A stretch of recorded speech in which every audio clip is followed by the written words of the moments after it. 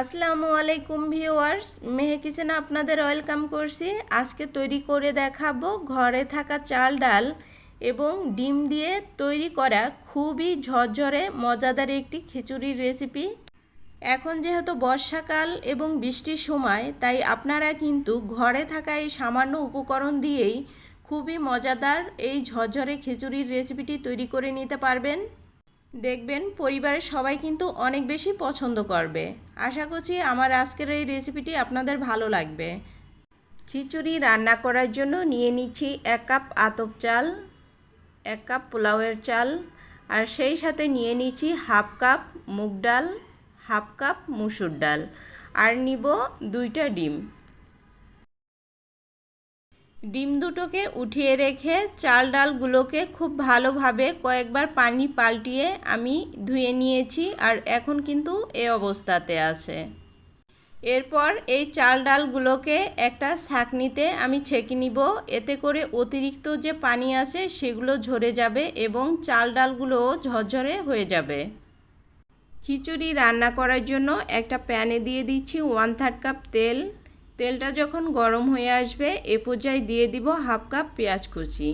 পেঁয়াজ দিয়ে কিছুক্ষণ ভেজে নিব। কিছুক্ষণ ভাজার পর যখন সিদ্ধ হওয়ার মতো একটা লুক চলে আসবে এ পর্যায়ে অ্যাড করে দিয়েছি 1 টেবিল চামচ আদা রসুন বাটা। আদা রসুন বাটা দিয়ে আরও 2-1 মিনিটের মতো ভেজে নিতে হবে। এতে করে আদা রসুনের কাঁচা গন্ধটা চলে যাবে। এই তো আদা রসুন ভেজে নেওয়া হয়ে গেছে। এই পর্যায়ে দিয়ে দিচ্ছি সামান্য পরিমাণ পানি। হাফ চা চামচ করে দিয়ে দিব জিরা এবং ধনিয়ার গুঁড়া। 1 চা চামচ করে দিয়ে দিচ্ছি লাল মরিচের গুঁড়া এবং হলুদের গুঁড়া। এখন স্বাদ মতো লবণ দিয়ে দিচ্ছি। এ পর্যায়ে মশলাগুলোকে খুব ভালোভাবে কষিয়ে নিতে হবে।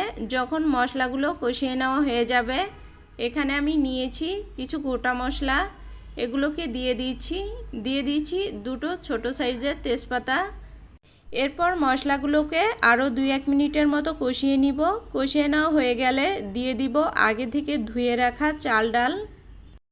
চুলার আঁচ মিডিয়ামে রেখে চাল ডালগুলোকে মশলার সাথে 5-7 মিনিটের মতো ভেজে নিব।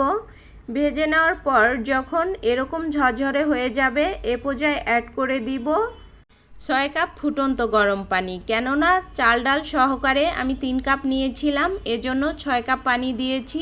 পানিটা কিন্তু এ থেকে বেশি নিলে খিচুড়িটা নরম হয়ে যাবে। নিয়েছি কিছু কাঁচামরিচ। কাঁচামরিচগুলো আমি মাঝখান থেকে একটু কেটে নিয়েছি। এতে করে কাঁচামরিচের সুঘ্রাণটাও বেরিয়ে যাবে, সেই সাথে সাথে কাঁচামরিচের যে একটা ঝাল আছে সেটাও কিন্তু বেরিয়ে আসবে। ঝালটা আপনাদের স্বাদ অনুযায়ী নিয়ে নেবেন। এগুলোকে দিয়ে দিচ্ছি।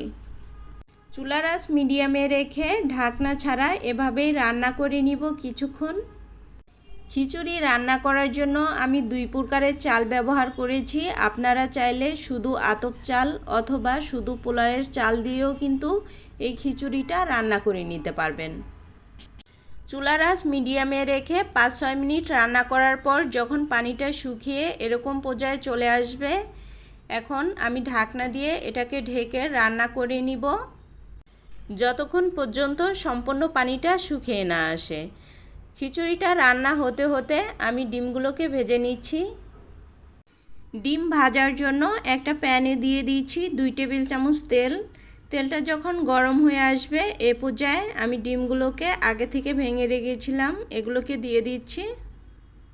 ফ্রাইড রাইসের জন্য ডিম যেভাবে ভাজতে হয় ঠিক সেভাবেই ডিমটাকে ভেজে নিব।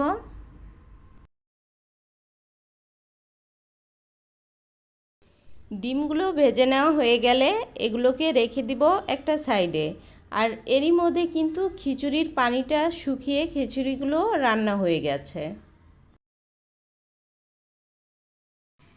এ পর্যায়ে খিচুড়িটা আমি উপর নিচ করে দিচ্ছি। 1 চা চামচ ঘি দিয়ে দিয়েছি। এরপর আগে থেকে যে ডিমগুলো আমি ভেজে রেখেছিলাম সেই ডিমগুলোকে দিয়ে দিচ্ছি সামান্য পরিমাণে ধনিয়া পাতা কুচি। বড় পাতার যে ধনিয়া পাতা আছে সেগুলোই আমি এখানে নিয়েছি। খিচুড়ির সাথে এগুলোকে মিশিয়ে নিচ্ছি। যখন খুব ভালোভাবে মিশিয়ে নেওয়া হয়ে যাবে এরপর একটা ঢাকনা দিয়ে ঢেকে দিব। একটা তাওয়া চুলার উপর বসিয়ে দিয়েছি। তাওয়াটাকে 2 থেকে 3 মিনিটের মতো হাই হিটে গরম করে নিয়েছি। এরপর খিচুড়ির পাতিলটা তার উপর বসিয়ে চুলার আঁচ লো ফ্লেমে রেখে এভাবে খিচুড়ির পাতিলটা রেখে দিব 15 থেকে 20 মিনিটের জন্য। 20 মিনিট পর দেখা যাবে খিচুড়িগুলো কিন্তু একদম ঝরঝরে হয়ে গেছে। দেখে অবশ্য বুঝতে পারছেন খিচুড়িটা কত ঝরঝরে হয়েছে। যারা এরকম ঝরঝরে খিচুড়ি পছন্দ করেন তারা কিন্তু বাসায় এভাবে রান্না করতে পারেন। আর আপনাদের খিচুড়ি রান্নাটা কেমন হয়েছে অবশ্যই আমাকে কমেন্ট করে জানাবেন। ভিডিওটি ভালো লাগলে অবশ্যই একটা লাইক করবেন, সেই সাথে আমাকে সাপোর্ট করার জন্য আমার চ্যানেলটি প্লিজ সাবস্ক্রাইব করে পাশে থাকা বেল অপশনে প্রেস করে রাখবেন। এতে করে পরবর্তী ভিডিওর নোটিফিকেশন আপনাদের মোবাইলে চলে যাবে সবার আগে। আল্লাহ হাফেজ।